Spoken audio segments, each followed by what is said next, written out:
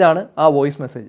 ഒരു അനൗൺസ്മെന്റ് ഉണ്ടായിരുന്നു മെഡിക്കൽ ആരോഗ്യ വകുപ്പിന്റെ. വെയിലത്തുനിന്ന് കയറി വന്നിട്ട് നമ്മള് തണുത്ത വെള്ളം കുടിക്കുന്ന ഒരു സ്വഭാവമുണ്ട്. പക്ഷെ ഇന്ന് ഒരുപാട് പേര് ഈ തണുത്ത വെള്ളം കുടിച്ചിട്ട് കഴുത്തിലെ ഞരമ്പ് പൊട്ടി മെഡിക്കൽ കോളേജിൽ വന്നിട്ടുണ്ടായിരുന്നു.